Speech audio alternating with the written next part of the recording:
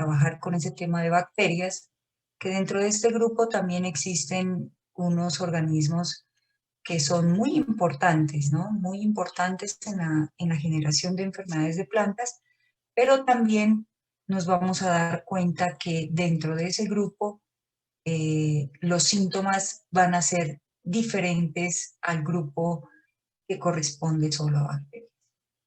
Por eso, para iniciar a hablar de estos grupos, yo quise traer a colación inicialmente cómo Whitaker en 1969 distribuyó los organismos vivos en 5 reinos, ¿no? Si ustedes recuerdan, Whitaker, y eso lo vieron en biología, repartió los organismos en 5 reinos, como son reino vegetal, reino animal, reino fungi, reino protista y reino Monera.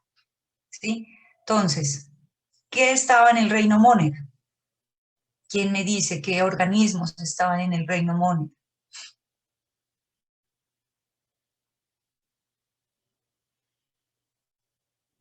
Las bacterias, perdón. Bacterias, ¿no es cierto? Bacterias. ¿Por qué estaban las bacterias ahí? Porque son los seres menos evolucionados, porque son células simples, pueden ser unicelulares. Ok, son células unicelulares y son procariotas, ¿no? Y son procariotas. Muy bien. Entonces, miren que las bacterias, según Whitaker, estaban ubicadas en este reino, que es Monera. A partir del año, los demás reinos sí los conocen, ¿no?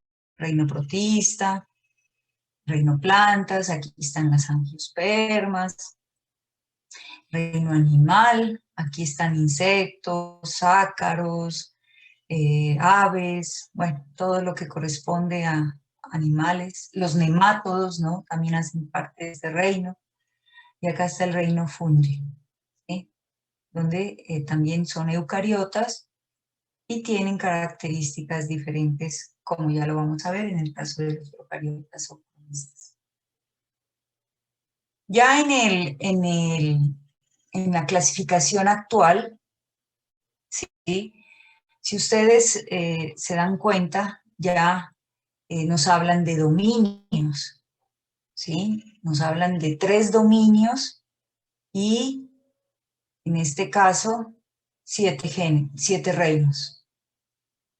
Miren, ya a partir de 1977 se tiene en cuenta la clasificación que hizo Carl Wells, que es este señor, que está aquí el nombre, Carl Wells, donde se hablan de 3 dominios y 7 reinos, ¿sí? Los dominios corresponden al dominio bacteria, al dominio eucaria y al dominio arquea. Y los reinos corresponden al reino bacteria, que pertenece solo al dominio bacteria, al reino arquea, que pertenece al dominio arquea, y al reino animal, al reino vegetal, reino fungi, reino protista y reino cromista, que corresponde al dominio eucaria. ¿Listo? Entonces, tenemos claro esa parte, ¿cierto? Ya nos queda claro. Ya no vamos a hablar de 5 reinos, sino de 7 reinos y 3 dominios. Eso es lo que se viene trabajando actualmente y me imagino que en su biología general les hicieron también este tipo de aclaración.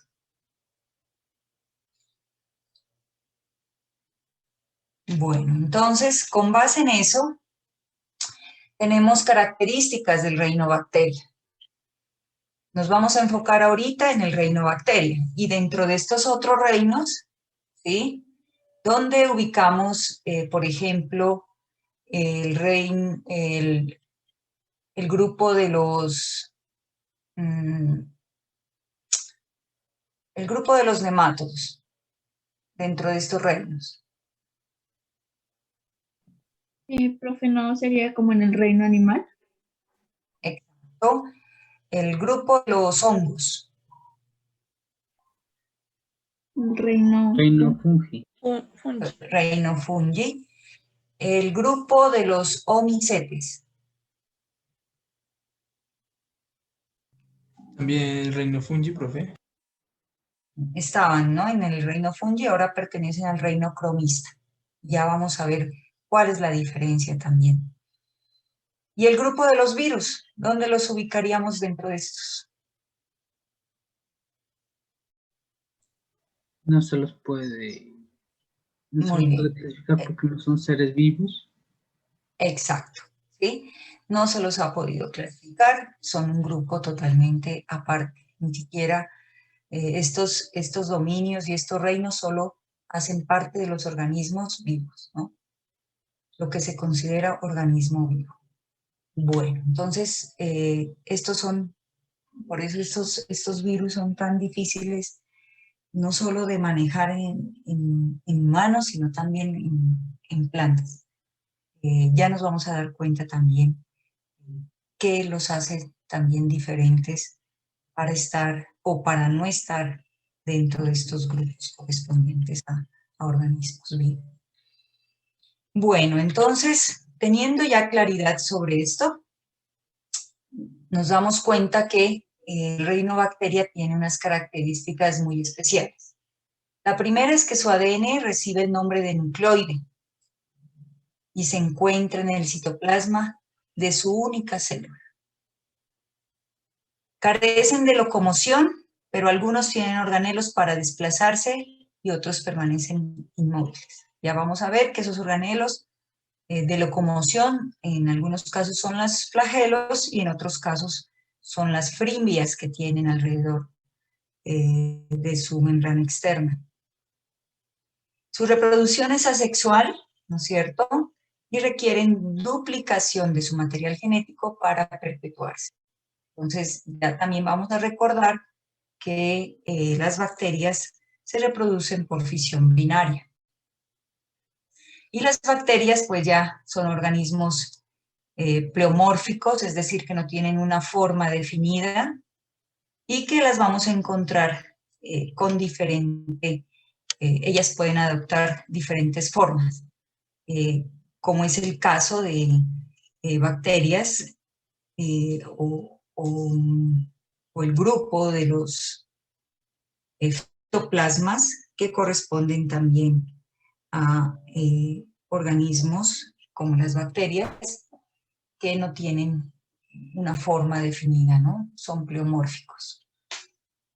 Perdón, aquí me faltó una R.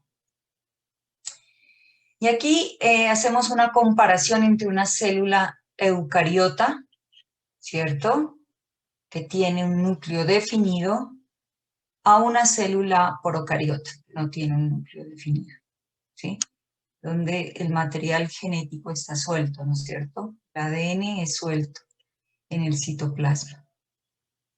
Bueno, entonces, en esa parte quiero que ustedes me mencionen cuáles son las grandes diferencias entre una célula eucariota y una célula procariota. Profe, las procariotas no tienen mitocondrias. Sí, señor. ¿Quién más? ¿Para qué le sirven las mitocondrias a la célula?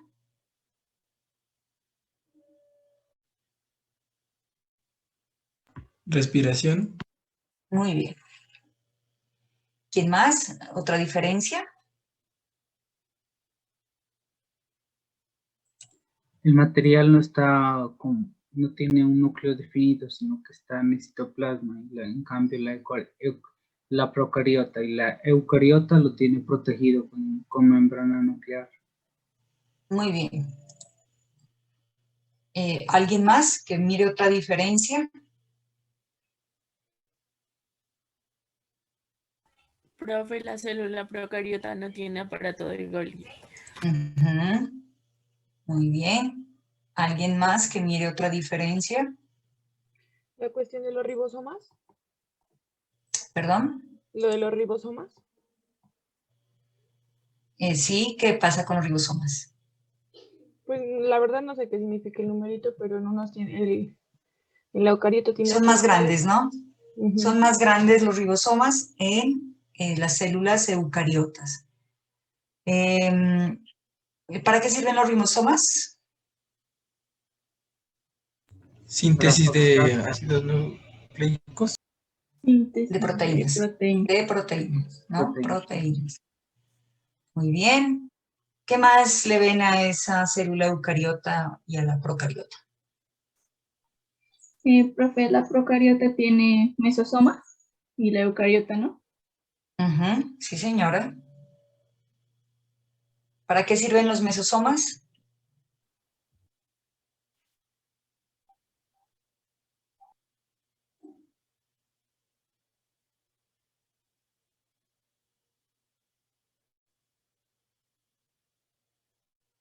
¿Mm? ¿Cuál es la función de los mesosomas?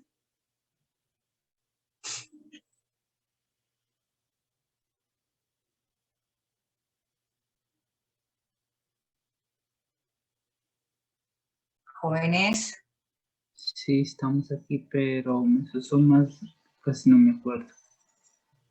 ¿cuál será la función de los mesosomas en la célula? ¿Intervienen en los procesos metabólicos? Sí, señora. Muy bien. Todo lo que sea metabolismo está regulado por los mesosomas, ¿no? ¿Qué más le ven a esa célula procariota? La célula procariota no tiene retículo endoplasmático. Ujú, muy bien. ¿Qué más? El tamaño. Profe, la pared celular. Pared celular. Muy bien. Esa es una cosa clave, ¿no? Y es la que nos define si una bacteria corresponde a gram positiva o gram negativa. Ustedes en su biología sí recuerdan que es una bacteria gram positiva y gram negativa.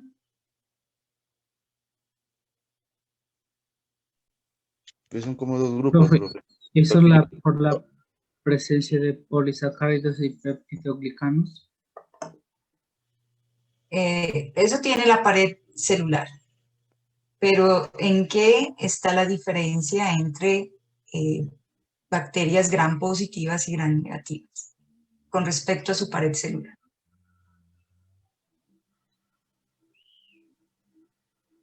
En el laboratorio, el color, profe. Bueno, el color sí, pero ¿a qué se debe? Eso se debe por el tipo de reacción que realiza sobre los elementos que se encuentran en el glucocáliz. ¿En qué, perdón? Por los elementos que se encuentran en el glucocáliz hacen reacción. Si Sí, reaccionan, pero ¿por qué? ¿Qué hace esa diferencia?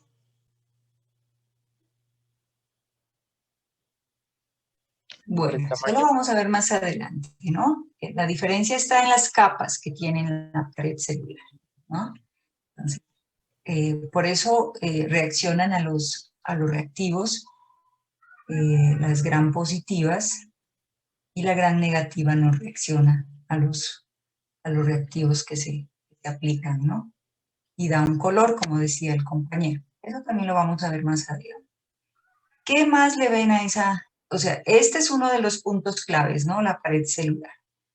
¿Qué más le vemos a esa célula procariota?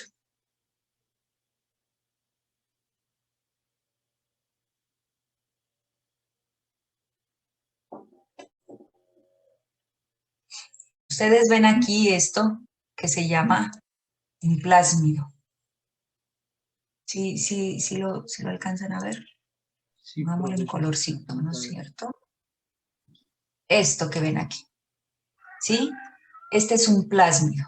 Esto se conoce como ADN extracromosómico, ¿sí? Este ADN extracromosómico le va a permitir a la bacteria, en algunos casos, por ejemplo, bacterias como Agrobacterium, generar condiciones diferentes en la genética de la célula, ¿sí? Y eso así empleado por el hombre para, en el caso, por ejemplo, de bacterias como Agrobacterium, convertirla en un ingeniero genético, ¿sí? Ya vamos a ver también más adelante por qué. Entonces, miren que esas características, lo relacionado con el núcleo, la pared celular, a ver lo de acá, la pared celular, ¿no es cierto? Eso hace que encontremos diferencias muy marcadas entre la célula eucariota y la célula procariota. Además del tamaño, ¿no? Alguien también mencionaba el tamaño. Sí, miren, el tamaño de una célula eucariota es mayor, en cambio el de la célula procariota es de 0.5 a 3 micrómetros. Fíjense que en el microscopio óptico que tenemos ahí en la universidad, nosotros tenemos microscopios hasta 100x. Los objetivos solo van hasta 100x. Cuando hacemos tinción de GRAN para observación de las bacterias se nos dificulta porque son tan pequeñitas en relación a un hongo o a un nemátodo que es tan grande, o en relación a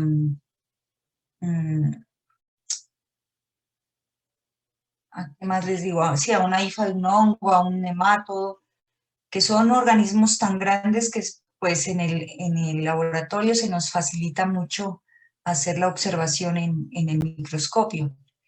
Pero acá llegamos a 100x y es muy difícil debido a su tamaño.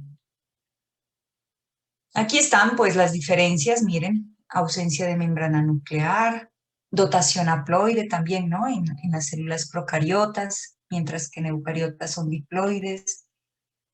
El citoplasma pobre en organelos, ustedes mismos se dieron cuenta, todo lo que les falta. Ribosomas pequeños, ribosomas grandes en eucariotas. Membrana celular sin esteroles, membrana celular con esteroles en eucariotas, y la pared celular presente. ¿Sí? Quizás esta es una de las características fundamentales, ¿no? Además de la ausencia de membrana nuclear. Profe, ¿qué significa membrana celular sin esteroles? Son sustancias, ¿no? que genera o que tiene la célula. Son sustancias grasas, ¿sí? Que le permiten a la célula, por ejemplo, tener un material que se pegue más fácil o que se pueda, ¿cómo te dijera?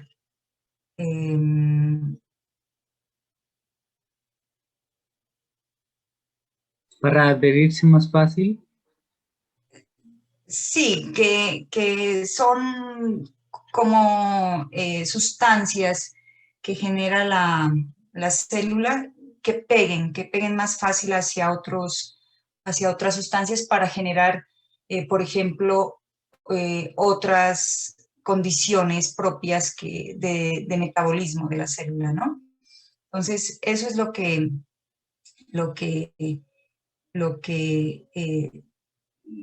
sirven esos esteroles. Son sustancias grasas, ¿no? Más que todo. Bueno.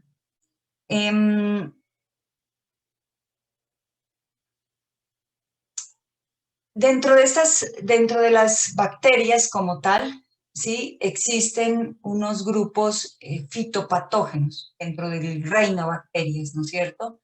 A pesar que todas las llamamos bacterias, o que todas son bacterias, hay grupos dentro de ellas.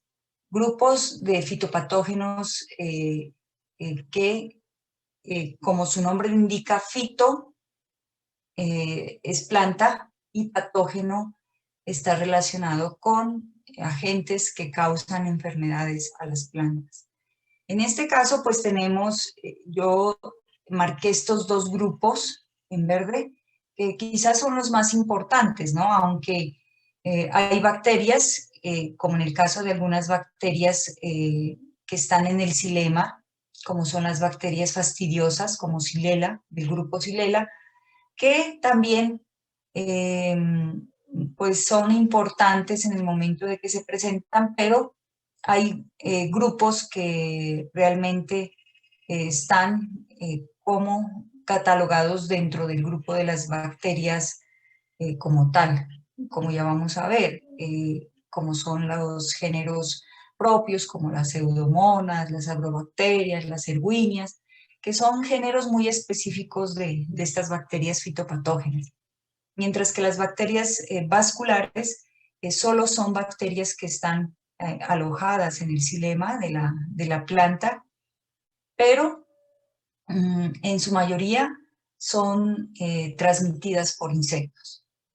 En el caso pues de los actinomicetes, son bacterias que tienen también una morfología muy diferente a las bacterias como tales, ya que la mayoría forma colonias, ¿no? Colonias grasosas en medios de cultivos. Mientras que los actinomicetes, ellos empiezan a formar micelios como los hongos en medios de cultivo.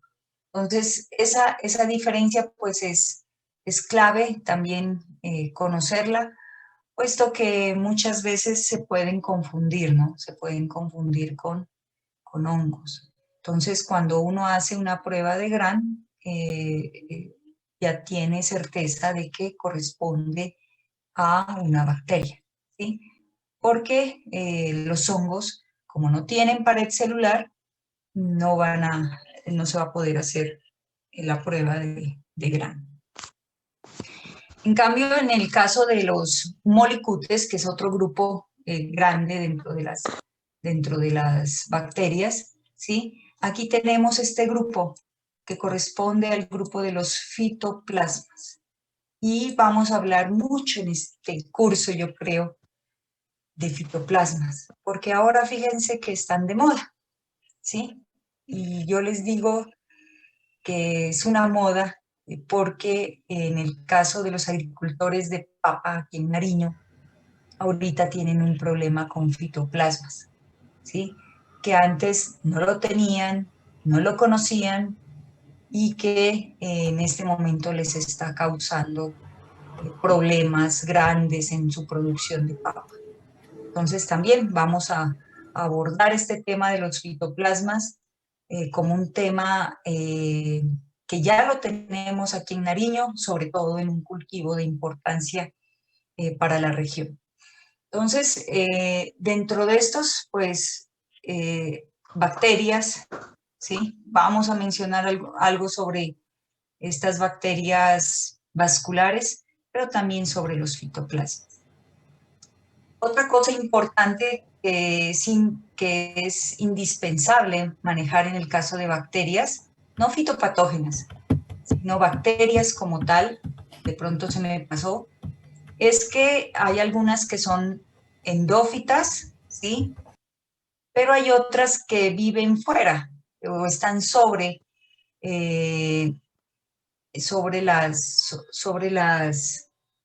la planta,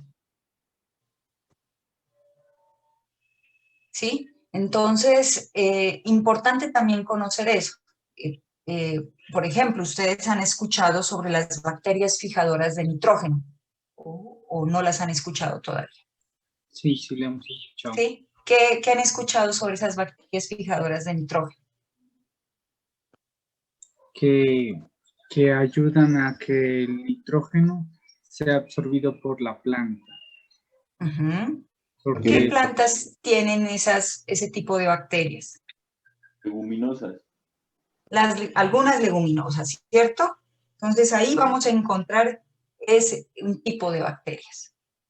¿Qué más tenemos conocimiento sobre bacterias que no sean fitopatógenas.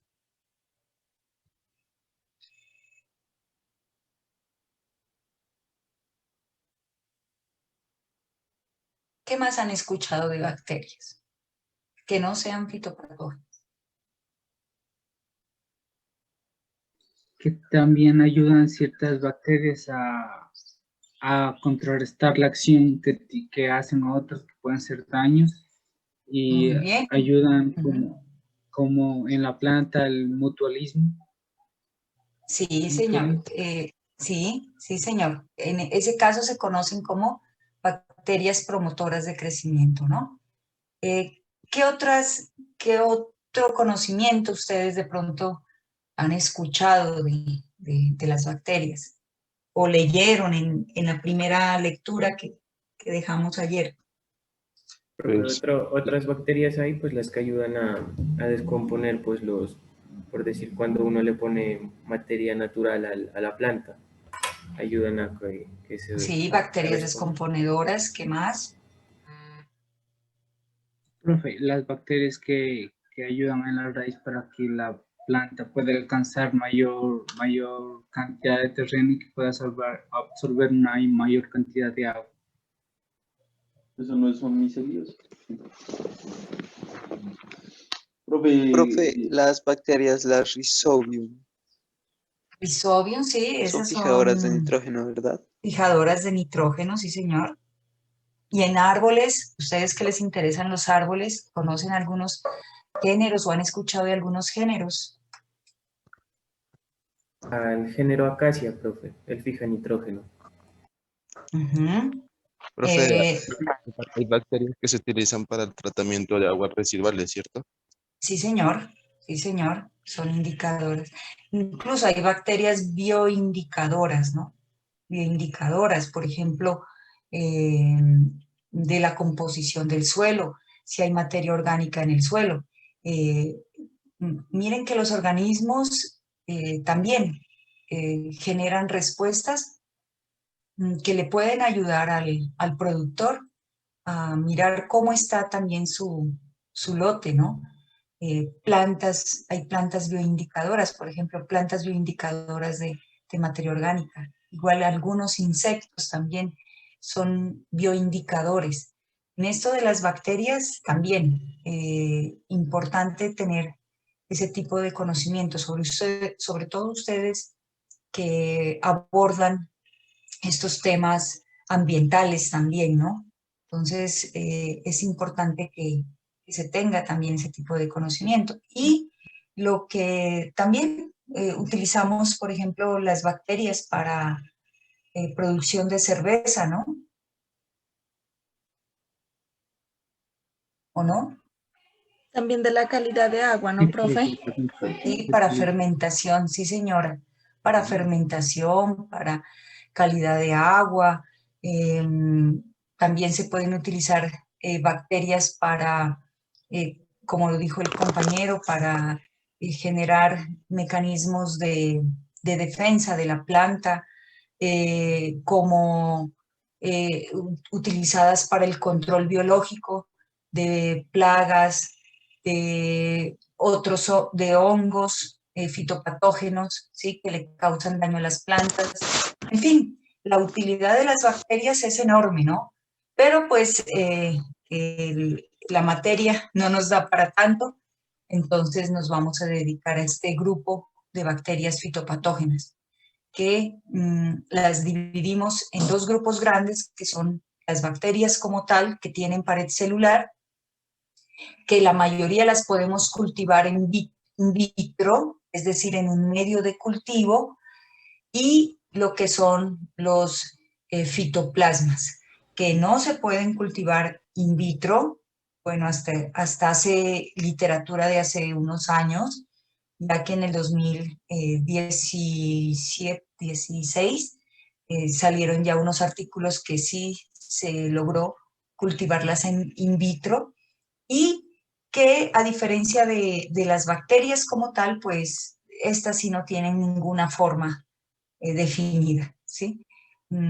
Ya vamos a ver también algunas formas particulares que pueden tener las bacterias. Entonces, vamos a abordar ahorita lo que es la estructura y la morfología de las bacterias. Profe, ¿Sí? en la anterior diapositiva había una en las molicutes que eran sensibles a las tetraciclinas. ¿Qué es eso, profe? La tetraciclina es un antibiótico, es un antibiótico. Entonces, cuando cuando se trabaja con fitoplasmas, se hacen aplicaciones de tetraciclina y lo que expresa una planta que está afectada por un fitoplasma es que esos síntomas, muy común, ¿no? En manejo de enfermedades, esos síntomas se revierten, es decir, la planta como que se recupera cuando se hacen aplicaciones de tetraciclina. La tetraciclina es un antibiótico, pero esto se usa en forma experimental, ¿no? Porque si uno lo aplica en forma ya comercial, ¿sí? Puede generar resistencia. Recuerden que los antibióticos mal utilizados generan resistencia. Por eso, cuando se manejan problemas bacteriales en campo, no se utilizan antibióticos, precisamente porque nosotros podemos, nuestras bacterias, ¿sí? Nosotros tenemos bacterias que hacen, que están en nuestro cuerpo y que tienen diferentes funciones y podemos generar resistencia, ¿no? a ese antibiótico. Entonces, por esa razón no se utilizan. Ahí está que son sensibles a tetraciclinas, pero es cuando se hace de forma experimental, ¿no? O en ensayos para comprobar si hay presencia o no de fitoplasmas. Ya vamos a ver más adelante por qué se utiliza ese tipo de ensayos con estos antibióticos, cuando hay dudas, sobre todo en la parte sintomatológica, que puede presentar un virus y un fitoplasma, porque los síntomas en algunos casos son muy similares y muchas de las enfermedades que hay en campo se han confundido precisamente por la parte sintomatológica que pueden presentar estos dos grupos. Entonces, eso lo vamos a ver también, lo vamos a tocar más adelante. Bueno, entonces, en cuanto a la estructura y la morfología de las bacterias, pues, si ustedes recuerdan su biología clásica, su biología general, las bacterias tienen diferentes formas, ¿no? En forma de coco, en forma de bacilo, en forma de espiroquetas, que es así, en forma de estafilococos, de streptococos, que son en cadenas, estafilococos en grupos de cocos, diferentes formas, pero importante saber que la forma que más encontramos en las bacterias fitopatógenas es la forma de bacilos. ¿Sí? Entonces, son estas formas de bacilos que más vamos a encontrar relacionada con las bacterias fitopatógenas, ¿no? Entonces, es importante conocer eso. Estos cocos casi no los encontramos, ni estas formas de streptococos, ni estafilococos, ni diplococos, que uno normalmente pues las ve en el laboratorio, pero muchas veces son contaminantes, ¿no? Pero no son bacterias como tal de vegetales. ¿Cómo es la estructura bacteriana? Entonces, importante conocer esto. ¿Sí? ¿Sí? ¿Alguien iba? Las 12 de pinche materia. ¿Cómo? Perdón, no te escucho. No te escucho. Paguen por el audio, paguen no.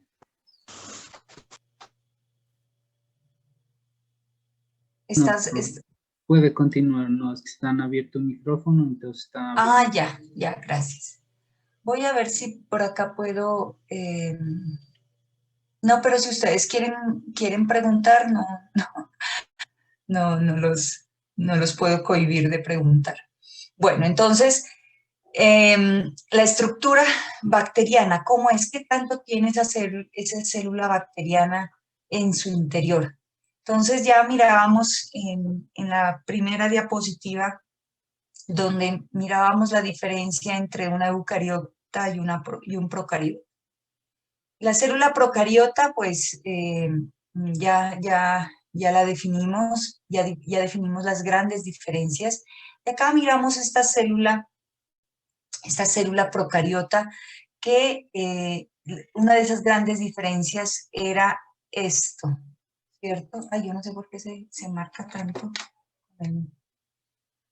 Era esto, esas tres capas, miren, esas capas que corresponden a la pared celular de la bacteria. Eso es un punto que es importante conocerlo ahora que miremos la parte de la tinción de grano. ¿Qué lo hace diferente a la célula eucariota? Pues estos plásmidos, ¿cierto? Sí, que es material extracromosómico, que ya mencionábamos que se utiliza en algunos casos, y esa va a ser una exposición, es bien interesante, el caso de Agrobacterium, que se utiliza como el ingeniero genético, es decir, que él transfiere la información, ¿no? Puede transferir la información de una célula a otra. Otro de los componentes, pues, claves es la presencia, pues, de esos ribosomas mucho más pequeños que una célula eucariota, y el contenido de este ADN, ¿no? De este ADN que no está en un núcleo como tal, sino que está expandido sobre todo el fitoplasma. Entonces, así es la conformación de esa célula bacteriana. Algunas tienen flagelos, ¿sí? Ya vamos a ver cómo pueden también estar distribuidos esos flagelos alrededor de la bacteria, o hay algunas que no lo tienen, ¿no? Y también tienen estos pequeños pelos que se llaman fimbrias, que le permiten también, o que le ayudan a la bacteria a movilizarse. ¿Y por qué es importante la movilización? Porque esa es la forma como se puede diseminar esa bacteria en el campo. Ya vamos a ver más adelante que la mejor forma que tienen las bacterias para diseminar o para moverse es el agua. Y es a través del agua en que ellas pueden infectar fácilmente una planta sana, se puede infectar con las bacterias que queden incluso en el agua de escorrentía o en el agua de río. Aquí está, pues, también la estructura como tal, es muy similar a la anterior, ¿sí? Donde se tiene acá su material genético, que es el DNA, perdón, la membrana citoplasmática, la pared celular como tal, ¿sí? Y esa cápsula, pues, que encierra la célula bacterial, y que, pues, en algunos casos está acompañada de un flagelo que puede ser monotrófico, un solo flagelo, o que puede estar alrededor de toda la bacteria, o en algunos casos están solo ubicados a los polos, al lado y lado de la bacteria. Entonces es importante conocer como esas partes claves. Esa envuelta citoplasmática de la bacteria, perdón, esa envuelta bacteriana tiene tres componentes principales, que es la membrana citoplasmática, la pared celular y la cápsula. Entonces aquí está, miren, la membrana citoplasmática, que es esta, la pared celular y la cápsula, ¿sí? Estos tres componentes, aquí me pasé un poquito, corresponden a la envuelta bacteriana, que son las que me definen si una célula bacterial es gram positiva o gram negativa, ¿sí? Esto es lo que uno alcanza a ver en el microscopio, ¿no? Uno en un microscopio 100X, ¿sí? Si ya aumentamos a un objetivo 400X o 1000X, que ya tienen algunos microscopios, entonces ya podemos mirar o definir como tal también algunas estructuras internas de la bacteria. Entonces, cuando hablamos de esa envuelta bacteriana, es la que nos va a definir si la bacteria es gram positiva o gram negativa, ¿sí? Cuando una bacteria es gram positiva, es la que va a retener el violeta de genciana, y una bacteria gram negativa es la que no va a retener el color del violeta de genciana, que es el color inicial, ¿no? Que se aplica en el momento de hacer la fijación. Entonces, ¿cómo podemos determinar si la bacteria es gram positiva o gram negativa? Entonces, ¿qué se hace? Esto lo vamos a hacer también de forma práctica en el laboratorio, pues práctica desde un video que se va a montar aquí en la clase, desde el laboratorio de la universidad, ¿no?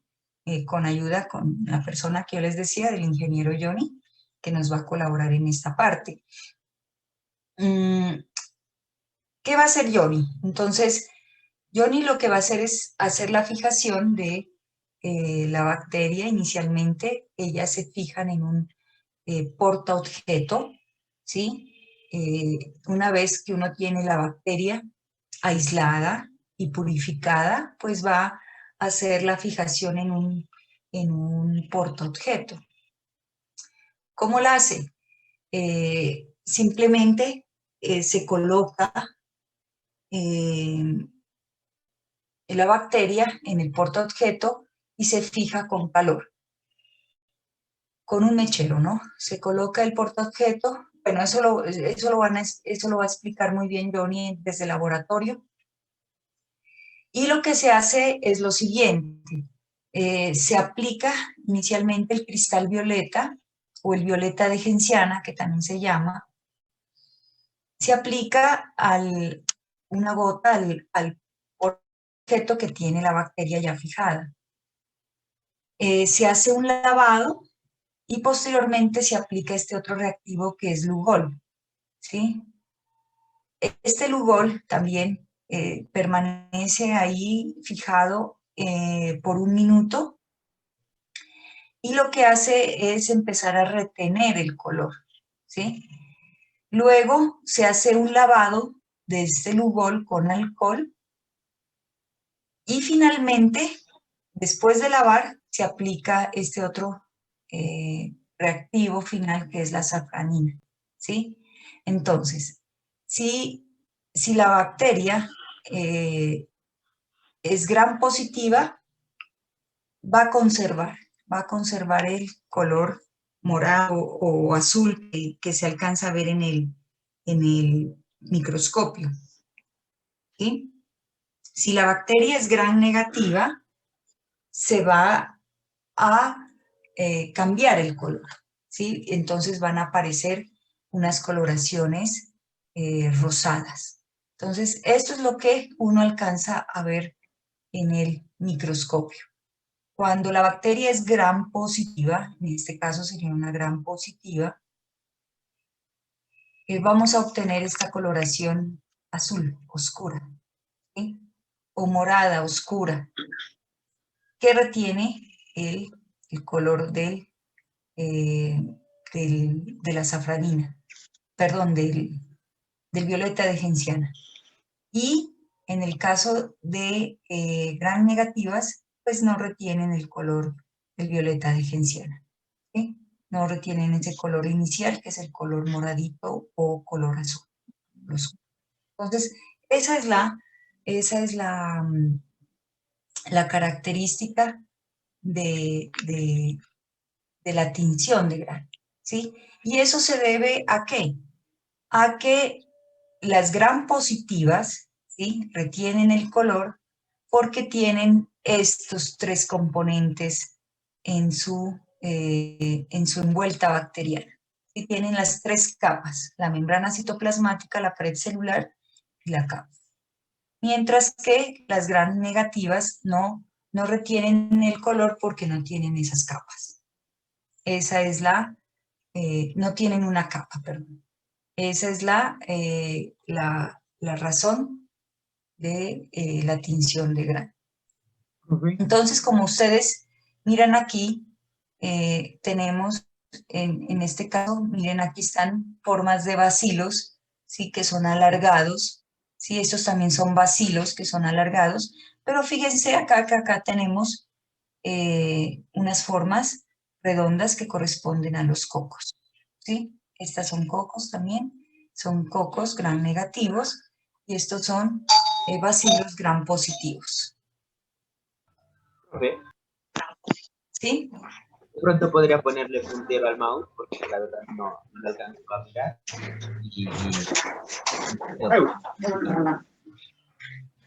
Perdón, ¿qué dices? No te escuché bien. O sea, de que sí puede ponerle puntero al mouse para ver en dónde está en la pantalla, ¿no? Que se pierde a veces. Ah, ya. Sí, aquí están. Aquí están los Gram negativos, bacilos. Miren, bacilos son estas estructuras alargadas, ¿sí? Si la queremos llevar así, son estas estructuras alargadas, mientras que en estas son cocos, que son estructuras redondas, ¿sí? Los cocos son redonditos, como lo mirábamos en las diapositivas anteriores. Bueno. ¿Cuál es la función de la pared celular? Esta confiere rigidez, es responsable de la forma también que puede tener la bacteria. Ya mirábamos que las bacterias en este caso tienen forma redonda, tienen forma de bacilos, y en el caso específico de los bacilos, estas corresponden a bacterias fitopatógenas. Y tienen un componente básico que es el peptidoglicano, ¿sí? Que esto es el componente específico de la pared celular en estas células bacterianas.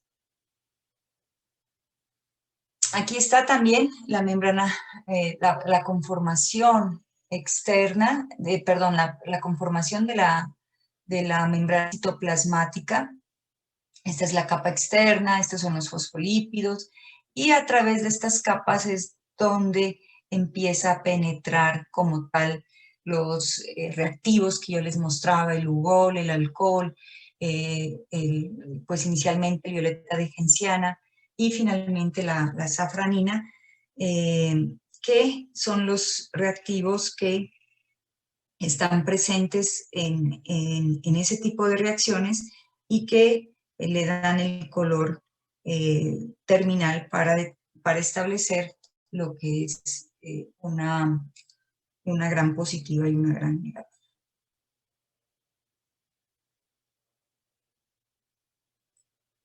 En cuanto a la membrana citoplasmática, pues las funciones de esa membrana citoplasmática es pues mantener la permeabilidad de la membrana, de la célula, perdón, generar el sistema de transporte, transporte de electrones que están o que corresponden a la fosforilización oxidativa de la célula. También está relacionada con la biosíntesis más que todo de proteínas, ya que ahí se albergan los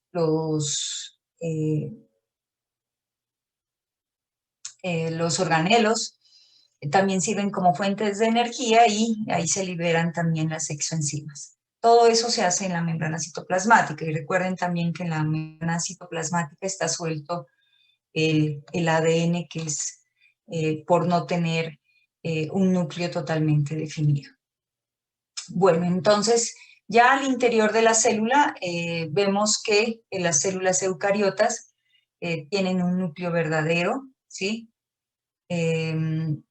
Mientras que las procariotas no, y eso hace que ese material genético pues esté regado, digámoslo así, por el citoplasma. No poseen, las células procariotas no poseen mitocondrias, ¿no? Los ribosomas son pequeños, a diferencia pues de los eucariotas. No tiene cloroplastos, como una célula eucariota, y la pared celular está compuesta de peptidoglucanos, mientras que en eucariotas, sobre todo ya vamos a ver en la parte de hongos, vamos a encontrar presencia de quitina, ¿no? En células eucariotas que son propias de hongos. Entonces, importante también la composición de la pared celular, peptidoglucanos en células procariotas. Estas de quitina ya la vamos a ver en la parte de los hongos. Y me disculpan que casi con el mouse casi no puedo escribir. Aquí están, miren, esas dos capas que yo les mencionaba para las células bacteriales gram negativas que tienen o está compuesta por el peptidoglucano y la membrana citoplasmática. Entonces, aquí tenemos dos capas que hacen que no se retenga el color del violeta de genciana, ¿sí? Esa es la razón, ¿sí? Por eso se conocen como gram negativas. Mientras que las gram positivas tienen la membrana externa, la membrana citoplasmática y el peptidoglucano. Entonces, la diferencia es en esta capa externa que retiene el color, ¿sí? Por eso se corresponden a gram positivas. Entonces, ya en la próxima semana que Johnny nos va a presentar la práctica de tinción de gram, ustedes se van a dar cuenta que pues van a resultar unas bacterias gram positivas y otras gram negativas, y que esas gram positivas van a generar ese color así, o ese azul o ese color morado, debido a que presentan esta capa adicional, la membrana externa. Profe, ¿Sí? pero ambas bacterias tienen cápsula, ¿verdad? Sí, claro que sí. Ah, Solo es en la composición de la pared celular, ¿no? Esta es la composición de la pared celular.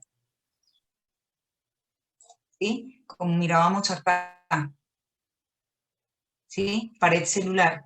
En la pared celular hay la membrana externa, el peptidoglicano y la membrana citoplasmática. Entonces, eso hace que la bacteria sea gram positiva.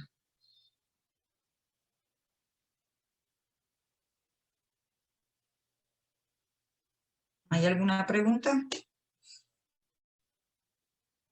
Bueno, entonces, ojo, 2 capas para gram negativa, 3 capas para gram positiva.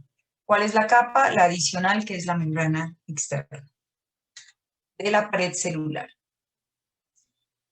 Además de esto, pues las bacterias fitopatógenas vamos a encontrar que tienen diferentes flagelos, ¿sí? En la diapositiva inicial mirábamos que había la bacteria, está acá, y con un solo flagelo, ¿cierto? Entonces, cuando ellas tienen ese flagelo, ¿qué pasa?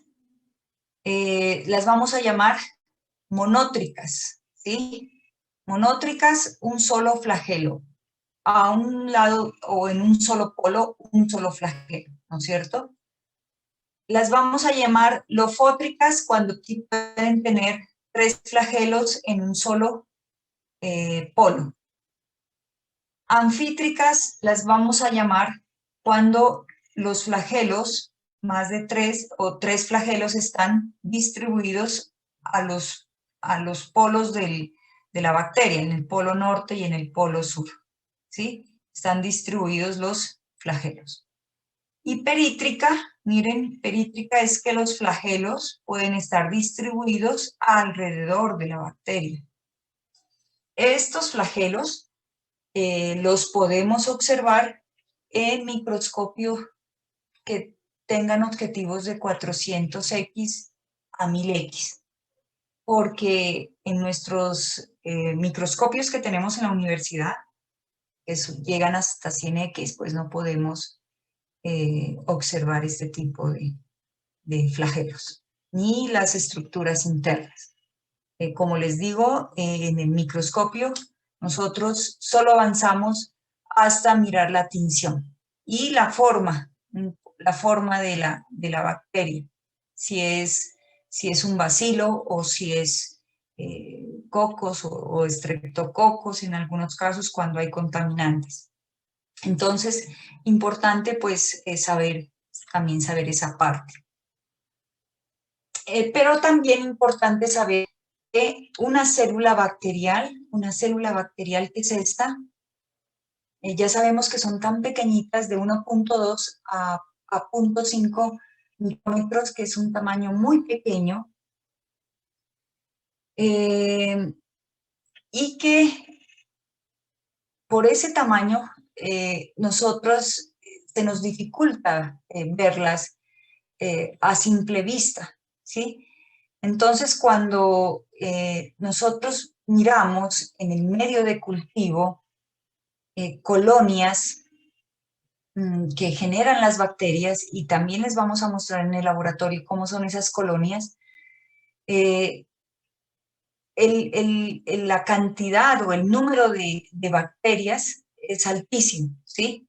Si uno se pone en el microscopio a revisar bacterias, va a haber una cantidad impresionante. ¿Por qué? Porque ellas crecen muy rápido en los medios de cultivo, y lo que uno alcanza a ver no es la bacteria, sino las colonias. O sea, una colonia es un grupo de bacterias, ¿no?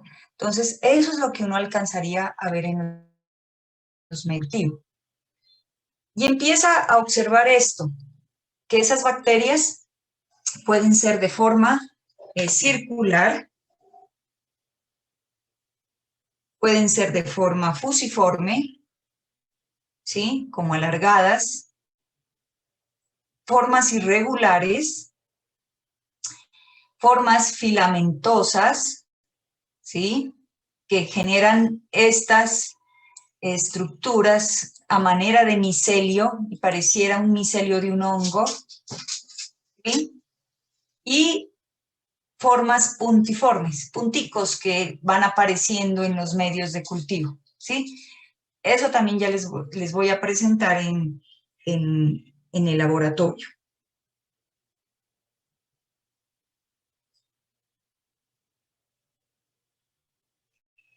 Pero también es importante mirar cómo es la elevación de la colonia, ¿sí? Estamos hablando aquí de colonias. Eso es lo que uno alcanza a ver, ¿sí? La célula como tal no se alcanza a ver. La elevación de esa colonia puede ser campaniforme, parasolada, trapezoidal, ¿sí?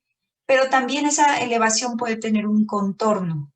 Alrededor de las colonias se pueden ver colonias lisas, onduladas, lobuladas, dentadas, rizadas, ¿sí? Diferentes formas, dependiendo, eso va a depender mucho del género, del medio de cultivo en que esté, de las condiciones de temperatura y humedad en que uno haya hecho la siembra de la bacteria, sí, de muchas cosas, va a depender de muchas cosas. Entonces, importante también mirar que en el laboratorio uno puede hacer este tipo de observaciones con respecto a la bacteria. ¿Y cómo es la reproducción de la bacteria? ¿Alguien recuerda que es fisión binaria? Es la división que realiza la célula madre en dos células hijas. Es decir, a partir de esta célula se van a generar 2 células hijas, a partir de esas 2 células hijas se va a generar 4 células hijas y así sucesivamente, o hijas o nietas y así sucesivamente, ¿cierto? Entonces, por eso yo les decía que el crecimiento de la bacteria es de tipo exponencial, porque ella crece muy rápido, muy rápido.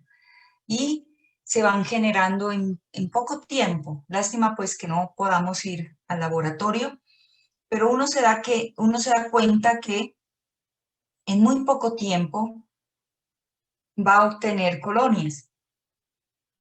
A diferencia de los hongos que cuando uno los siembra en medios de cultivos, ellos crecen de forma lenta, ¿sí? Ellos se demoran un poco más.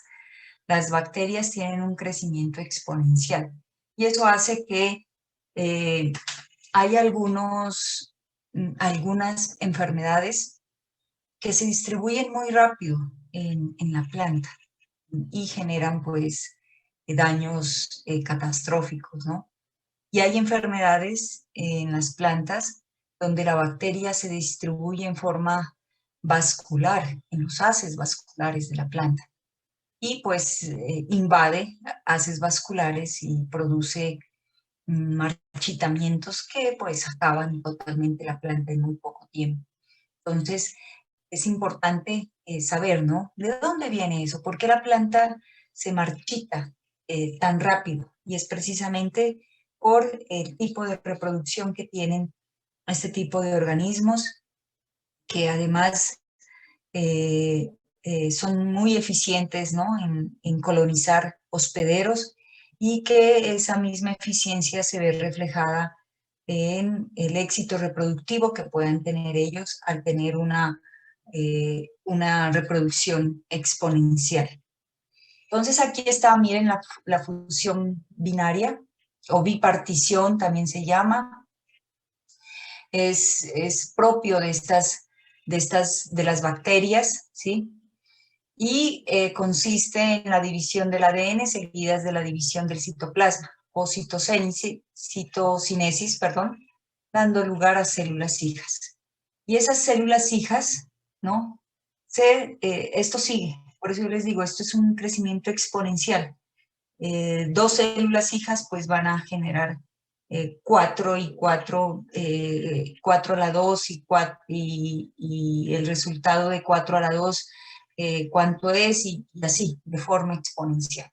Entonces, en poco tiempo vamos a tener una gran cantidad de bacterias. Y lo que quiero que quede claro es que esto nosotros no lo vemos, no lo podemos ver, ¿sí? A simple vista, sino que nosotros ya vemos es cuando se han generado cantidades de bacterias y forman lo que se conoce como colonias bacteriales. Ahí está el crecimiento exponencial. Esta gráfica nos muestra cómo inicia la bacteria, se acopla pues en el medio de cultivo o en el hospedante, tiene un periodo de latencia, ¿cierto? Cuando está el hospedante susceptible, ella empieza a tener un crecimiento y va a haber un momento en que ese crecimiento se detiene. ¿Y por qué se detiene? Porque se le acabó el alimento a la bacteria, ¿sí? La bacteria finalmente termina apoderándose de los nutrientes de la planta y en algún momento se le van a acabar esos nutrientes y entonces también ella empieza a generar una fase de muerte, de muerte donde ya esas células bacteriales ya no van a tener un hospedante donde seguir colonizando y finalmente la bacteria muere, ¿sí? Entonces es importante, por eso, por ejemplo, cuando hay ese tipo de enfermedades bacteriales y que son enfermedades vasculares, es decir, que se están distribuyendo en los haces vasculares de la planta, es importante también ese tipo de plantas erradicarlas, porque van a ser fuente de inóculo. Y eso pues lo vamos a ver cuando ya empecemos a trabajar la parte de fitopatología, pero es bueno que ustedes también vayan asociando, ¿no? Asociando estos procesos también con el desarrollo de síntomas en la planta. Bueno, importante saber que hay algunas bacterias que son muy conocidas, ¿no?, en el campo de la fitopatología, y que ese tipo de bacterias generan diferentes toxinas, que son esas toxinas muchas veces las que están causando los procesos de enfermedad en las plantas. Una planta, bueno, para empezar también a abordar ya estos grupos, es importante que ustedes también empiecen a conocer ciertos términos, ¿no? ¿A qué llamamos enfermedad? ¿Qué será la enfermedad para ustedes? Cualquier enfermedad, así sea que lo coloquemos en el campo de los humanos. ¿A qué llamamos enfermedad? Sentirse mal, profe. Cuando, digamos, los sistemas de un organismo están funcionando mal, ¿no? Por algún agente externo. ¿Alguien más? Profe, hay desequilibrio de las condiciones constantes de un ser viviente. Cuando las defensas no están actuando, profe. Bueno, defensas. ¿Qué más?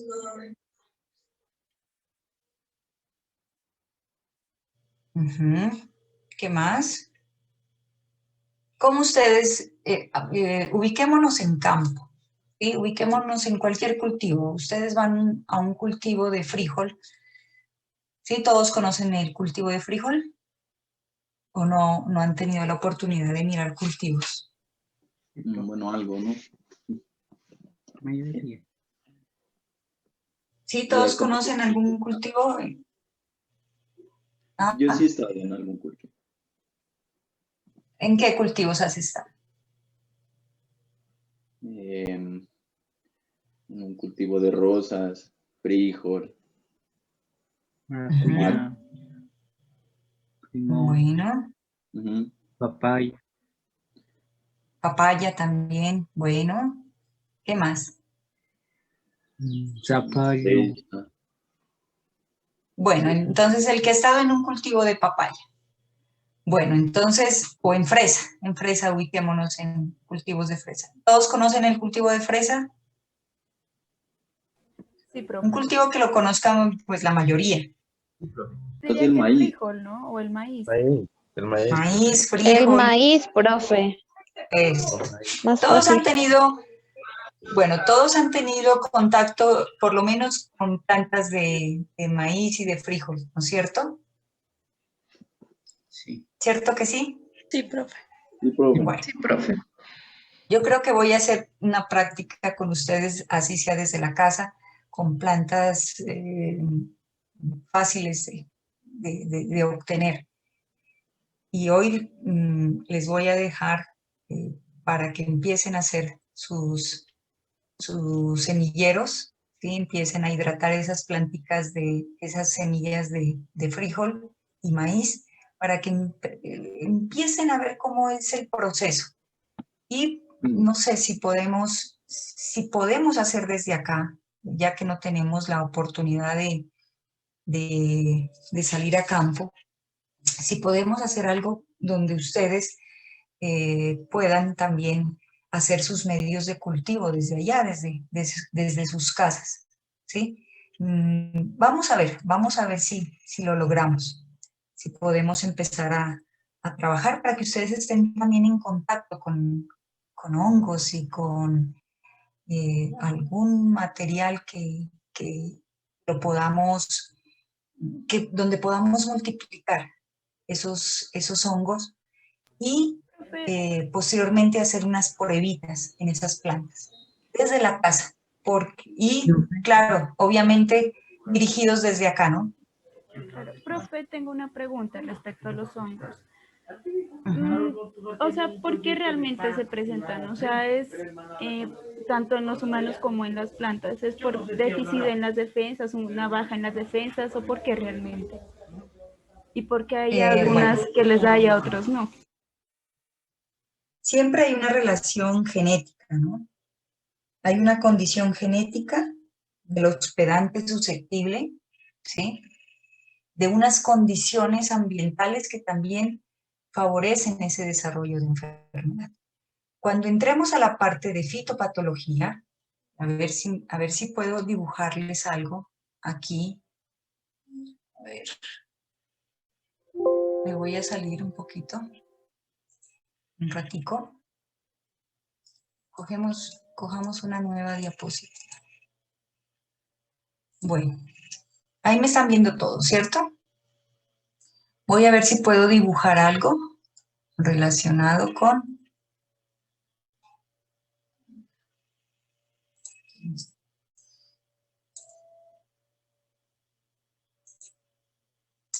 Bueno. ¿Por qué se presenta enfermedad? La compañera está preocupada por eso. ¿Por qué se presenta enfermedad? En la parte de fitopatología nosotros llamamos a esto el triángulo de la enfermedad. Me disculpan porque no puedo manejar muy bien este mouse. No tengo un lapicero que me permita hacer No, el gráfico.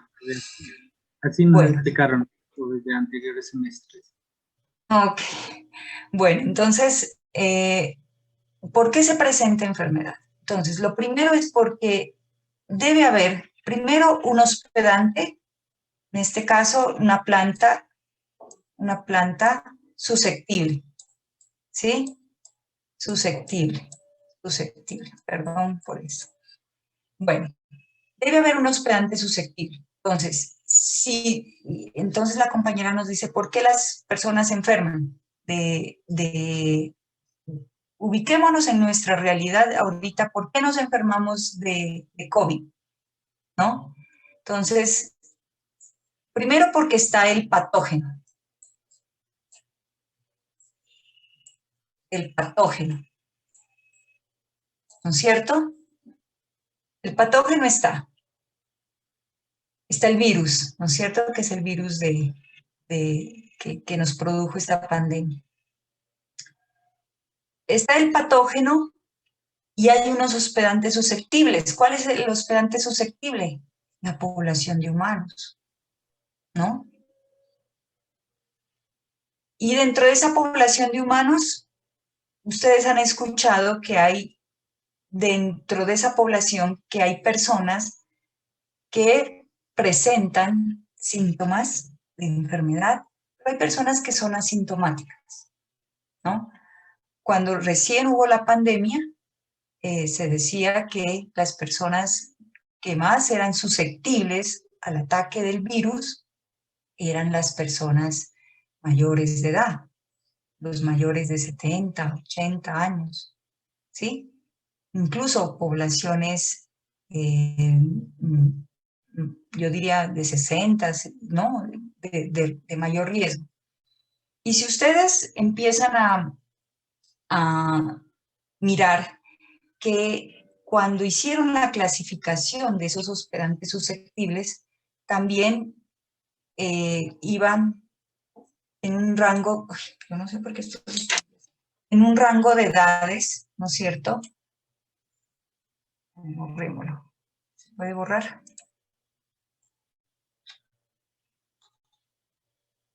Iba en un rango de edades que era de... ay, Dios.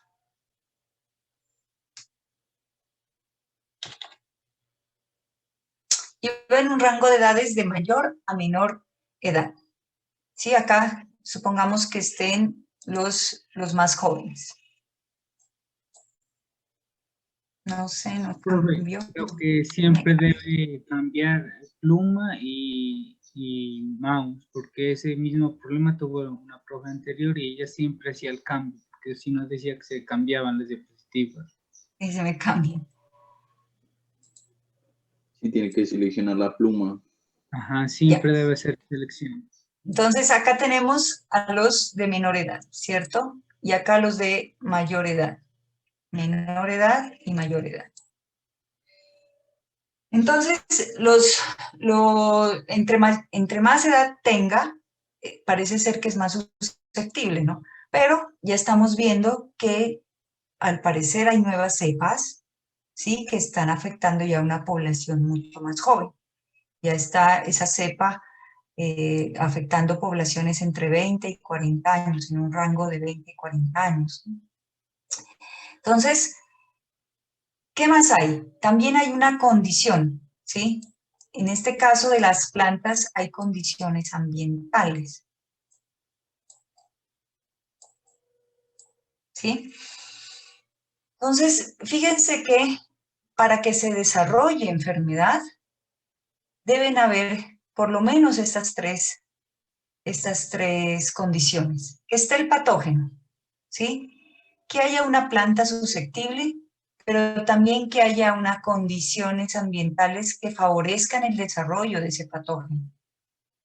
Pues hasta ahora en el caso del COVID, sabemos que en toda condición ambiental, no importa si estamos en temperaturas altas o bajas, con una humedad relativa alta o baja, el patógeno está circulando, ¿no es cierto? Está circulando por todo el mundo. Pero parece ser que hay hospedantes que son susceptibles, pero también hay hospedantes que muestran cierto grado de resistencia. Hay gente que no le da ningún síntoma, que la diagnostican con el virus, que tiene el virus, pero no genera ningún síntoma y no genera ninguna sintomatología que pueda afectarlo. Lo mismo sucede con las plantas.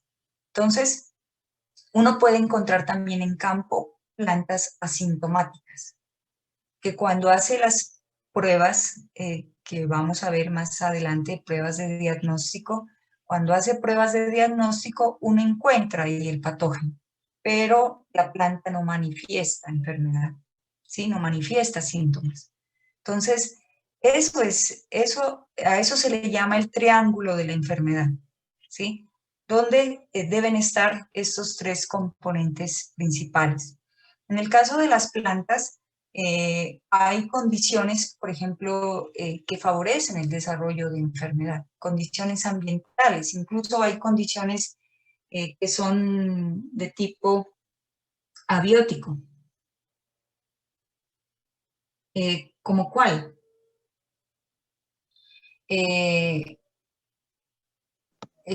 Condiciones de tipo abiótico como cuáles. Por ejemplo, una mala fertilización hace que la planta sea más susceptible al ataque de un patógeno. O hay condiciones, por ejemplo, de exceso de nutrientes en una planta que hacen que favorezcan el desarrollo de un patógeno.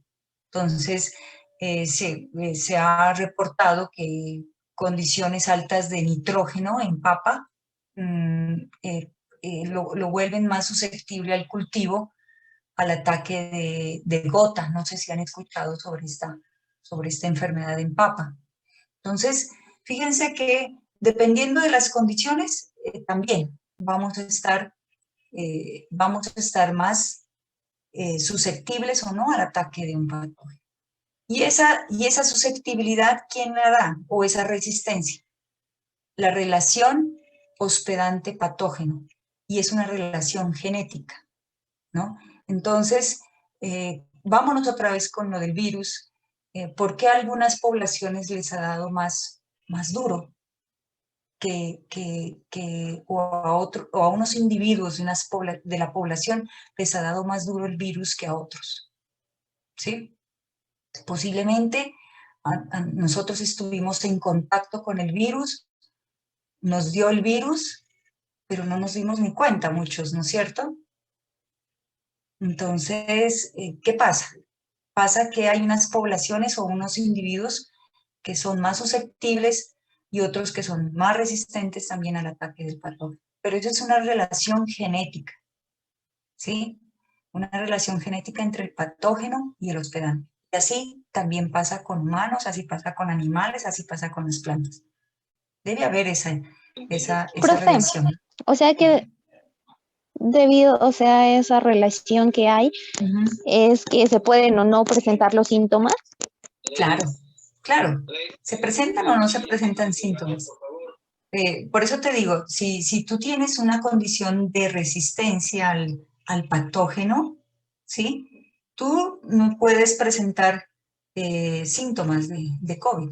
Posiblemente no te dé ningún síntoma. Y eso pasa, y uno mira en los estudios que han hecho que los síntomas también difieren, ¿no? De una persona a otra. Y la pregunta es, ¿por qué algunos individuos de esa población se ven mucho más afectados por el virus que otros? Y no importa la edad, porque ya sabemos que hay poblaciones de niños, de adolescentes, que han sido también infectados por el patógeno y que no han sobrevivido al ataque del patógeno, ¿no? Y muchos no tienen ni siquiera una condición de morbilidad que sea una respuesta a ese ataque del patógeno, ¿no? Entonces, no sabemos, y eso por eso les digo, eso es genético, eso es genético. No sé si a ustedes en sus casas, los abuelos, si han estado en contacto con el virus. Hay abuelitos que no han generado sintomatología y les han detectado el virus. Pero gente joven que el virus pues los afecta y los mata. Así mismo sucede con las plantas, pero es una condición de tipo genético, ¿sí? Cómo nuestro organismo también reacciona o qué respuesta genera nuestro organismo al ataque de ese patógeno. Y no necesariamente es si estoy bien alimentado, si tengo buenas defensas, si no tengo una enfermedad de base, sino cómo es mi relación genética de mi organismo con el virus, ¿sí? Entonces, ahí hay una parte genética importante. Por eso, cuando nosotros evaluamos una enfermedad en campo, nosotros lo hacemos sobre diferentes genotipos, ¿no? Entonces, ustedes ven en campo que el maíz no solo es igual que el maíz no todo es igual, ¿cierto? Ustedes encuentran maíces que producen diferentes variedades de maíz, ¿no es cierto? Ustedes miran un maíz blanco, otro amarillo, otro que es el que consumen en el Pedregal, que es más maíz capio, que es más grande el grano, diferentes tipos de maíz. Hay una alta variedad de maíces. Entonces, pero esos patógenos afectan a todos los maíces por igual, no. Depende, por eso les digo, de la relación genética que tenga el hospedante con el patógeno. ¿De acuerdo?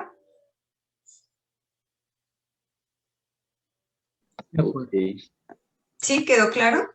Entonces, ¿qué es una enfermedad? Simplemente es la expresión de síntomas, ¿no es cierto?, sobre el ataque de un patógeno. Entonces, está atacando un patógeno y uno expresa unos síntomas. Por ejemplo, tenemos una gripa. Entonces, nos está atacando el virus, vamos a manifestar unos síntomas. ¿Cuáles? Que fiebre, que dolor del cuerpo, que tos. Bueno, que esos síntomas nosotros los expresemos con mayor o menor grado de severidad va a depender de su condición genética, ¿sí? No de la edad, no de la edad. Y hasta ahora, pues, fíjense que la vacunación nomás aquí en Colombia inició con las poblaciones de mayor edad, ¿no es cierto? Mientras que en otros países empezaron a vacunar a toda la población, sin importar la edad.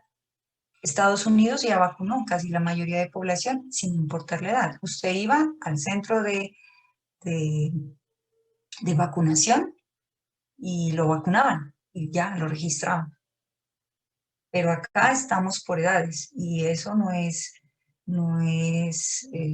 pues, no es como muy válido, ¿no? Porque nos estamos dando cuenta que no es por edad, no es por edad. Es cierto que la población de mayor edad estaba siendo más afectada, pero el virus no respeta edad. ¿Sí? Hay jóvenes que se nos han ido, hay niños que se han ido también por efecto del virus. Entonces, es importante que ustedes tengan en cuenta que hay una relación muy estrecha entre la genética del hospedante y el patógeno. ¿Sí? ¿Cómo ustedes pueden reaccionar en la misma casa, ¿no es cierto? Todos tenemos una genética diferente. Todos somos diferentes genéticamente. En la misma casa usted puede reaccionar diferente a su hermano, a su tía, a su abuelo. Y a pesar de que todos fueron inoculados con la misma cepa del virus. Llegó alguien que llevó el virus, pero la reacción de los diferentes individuos en esa población va a ser diferente. Entonces, depende de su genética, depende de la genética de cada hospedante. ¿Quedó claro entonces esta parte? Sí, profe, quedó claro. ¿Sí? Listo. Entonces, el triángulo, esto se conoce como triángulo de la enfermedad. ¿Sí? Ese triángulo de la enfermedad debe tener el patógeno, ¿no? Que afecta a la población, el hospedante susceptible y las condiciones ambientales. Ahora, si está el hospedante, ¿sí? Que es resistente, está el patógeno y están las condiciones ambientales, ¿se puede presentar enfermedad?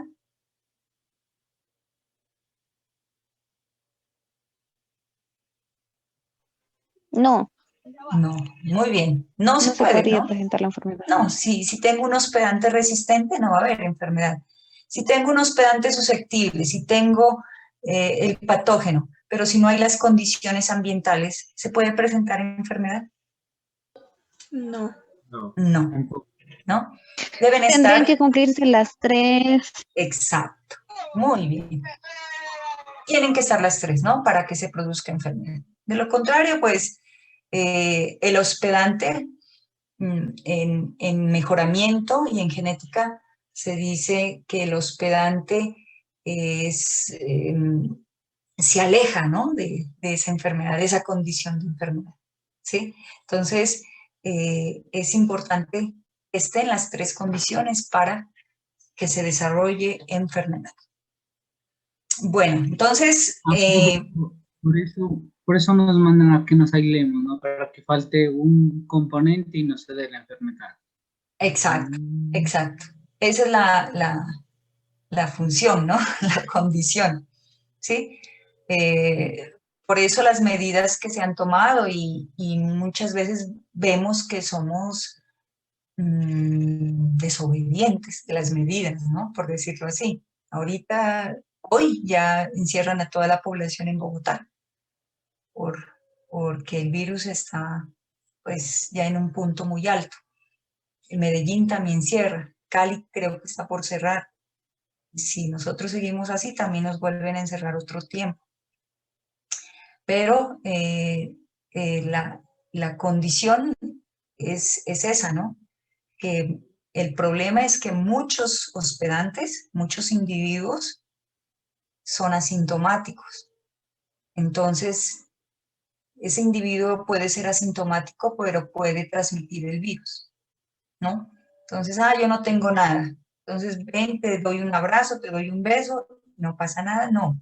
Ya lo estás transmitiendo el virus. El virus, ya saben, ustedes se transmite por contacto con la persona. No, es que yo no tengo tos, yo no tengo fiebre, no.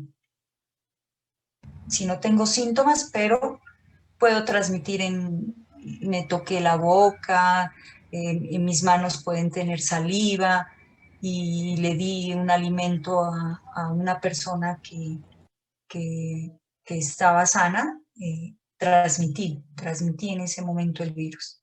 Entonces, fíjense que, o le di un beso a esa persona que estaba sana y ahí lo estoy transmitiendo.